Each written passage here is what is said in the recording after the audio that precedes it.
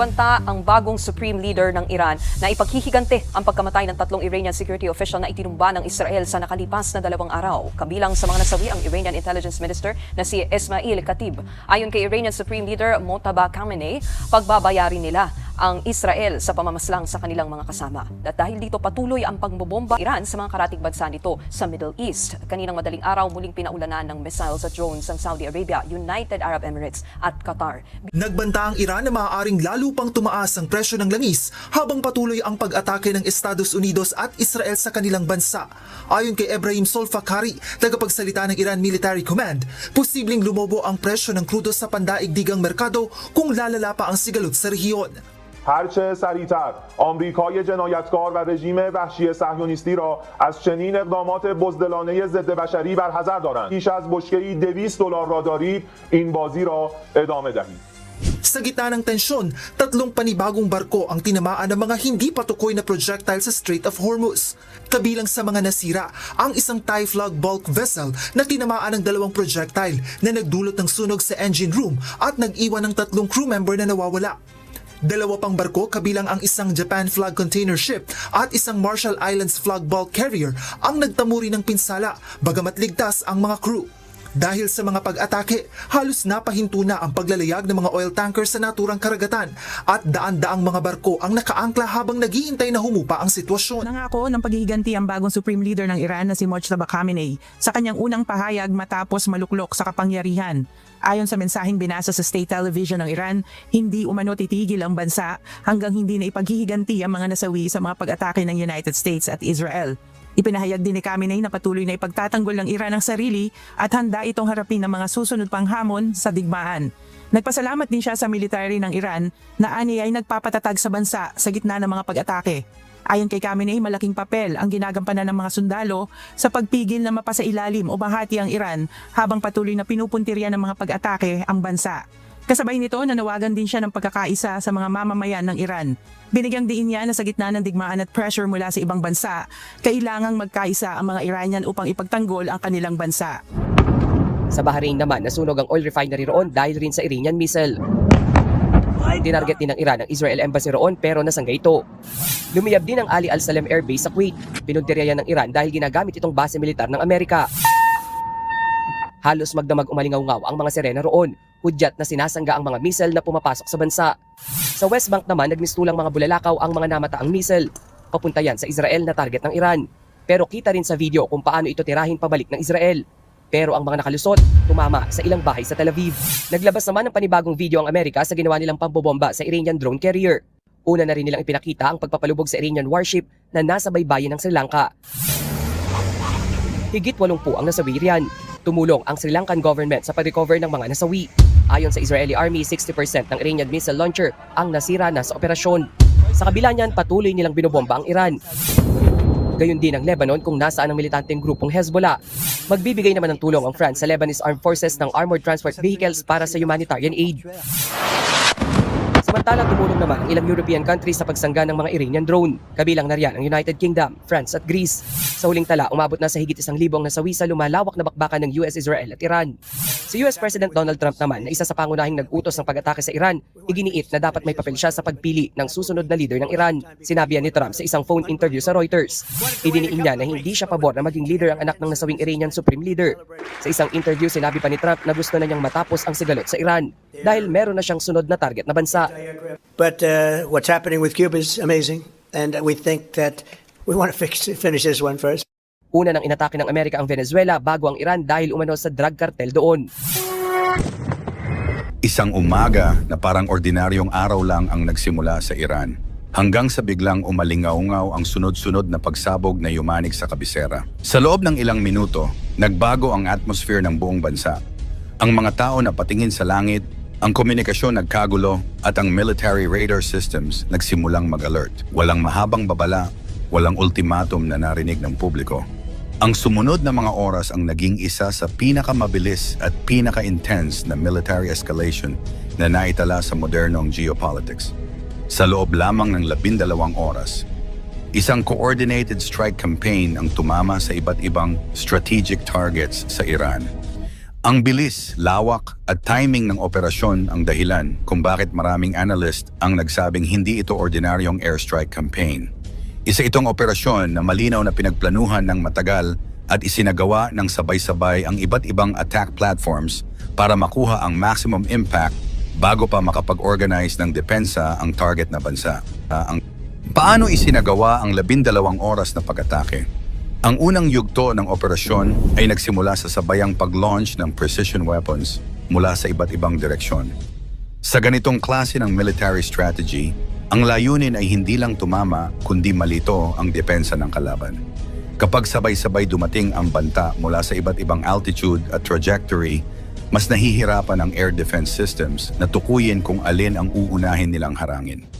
Ang mga strike ay nakatuon sa tinatawag na high-value targets. Ito ang mga lugar na may direktang epekto sa kakayahan ng bansa na mag-coordinate ng military response. Kabilang dito ang command centers, missile facilities, radar installations, at mga strategic compounds na may kaugnayan sa national leadership structure. Ang ganitong pagpili ng target ay hindi random. Ito ay base sa intelligence analysis, surveillance data, at long-term monitoring ng galaw ng mga critical assets. Habang isinasagawa ang unang wave, sumunod agad ang ikalawa at ikatlong wave ng strikes. Ito ang tinatawag sa military doctrine na layered assault. Ibig sabihin, hindi binibigyan ng oras ang kalaban na makabawi o makapag-reorganize. Sa bawat wave, mas lumiliit ang kakayahan nitong sumagot. Sa loob ng ilang oras, ang buong operasyon ay nagmistulang tuloy-tuloy na pressure na walang pahinga. Ano ang tinamaan sa loob ng isang gabi? Hindi lang iisang lugar ang naapektuhan. Sa loob ng kalahating araw, maraming bahagi ng Iran ang nakaranas ng epekto ng operasyon. May mga lungsod na nawalan ng kuryente. May communication systems na pansamantalang bumagsak. May transport routes na nasira o isinara bilang safety measure. Sa ganitong sitwasyon, hindi lang military ang apektado kundi pati civilian life. Ang biglaang disruption ng infrastructure ay nagdulot ng panic buying sa ilang lugar. May mga residente na nagmadaling mag-imbak ng pagkain, tubig, at fuel dahil sa takot na tumagal ang krisis. May ilan ding umalis sa mga lungsod para maghanap ng mas ligtas na lugar. Ang ganitong reaksyon ay normal sa mga sitwasyong hindi malinaw kung gaano kalawak o katagal ang magiging labanan.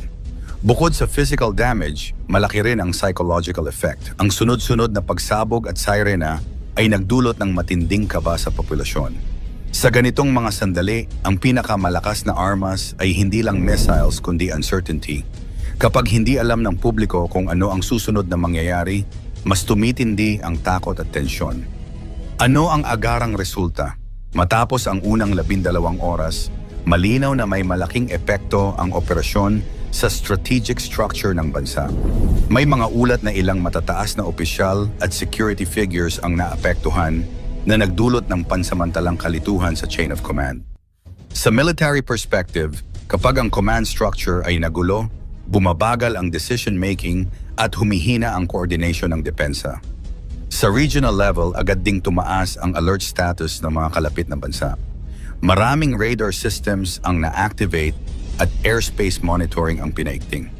Ang mga ganitong hakbang ay indikasyon na ang situation ay hindi na lamang lokal na insidente, kundi posibleng magkaroon ng mas malawak na epekto sa rehiyon.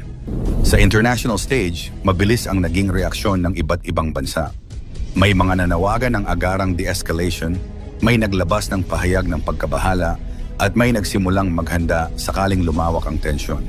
Kapag ang malalaking kapangyarihan ang sangkot sa isang military escalation, automatic itong nagiging global concern dahil maaaring maapektuhan ang ekonomiya, seguridad, at stability ng maraming bansa.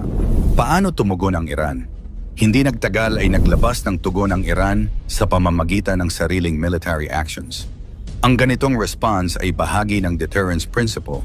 Kapag ang isang bansa ay umatake at walang naging sagot ang kabilang panig, maaaring magmukhang mahina ito sa mata ng kalaban at ng sarili nitong mamamayan. Kaya mahalaga sa strategic doctrine ang pagpapakita na may kakayahan pa ring gumanti. Kasabay ng military response, naglabas din ng mga pahayag ang pamahalaan upang ipakita na kontrolado pa rin nila ang sitwasyon. Sa panahon ng krisis, mahalaga ang messaging dahil ang morale ng publiko ay nakadepende sa kumpiyansa nila sa liderato. Kapag naniniwala ang mamamayan na matatag pa ang pamahalaan, mas mababa ang tsansang magkaroon ng internal unrest. Ano ang posibleng plano ngayon?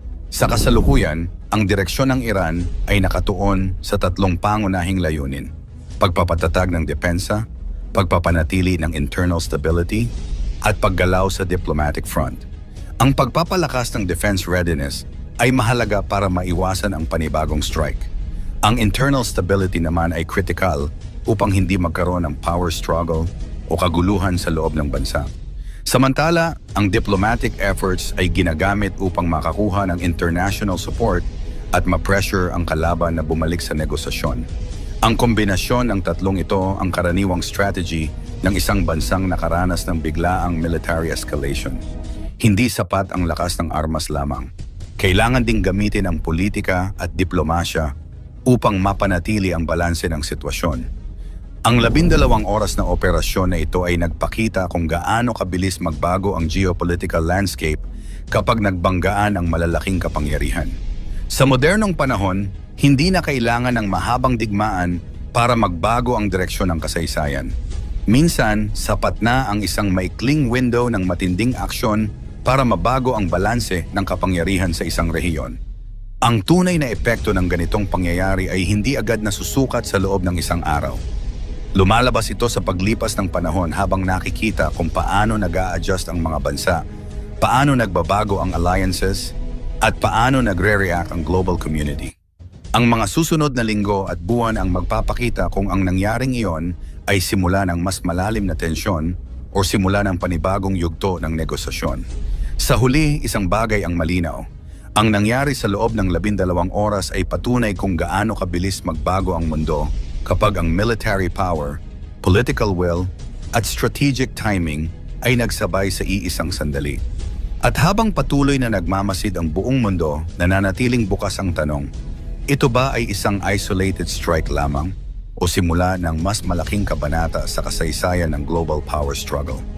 Sa tingin mo, ito na ba ang simula ng mas malaking digmaan? Hanggang saan kaya aabot ang tensyon na ito? Magtatapos ba ito sa negosasyon o sa mas matinding labanan? I-komento mo naman iyo sa ibaba, paki-like ang ating video, i-share mo na rin sa iba. Salamat at God bless.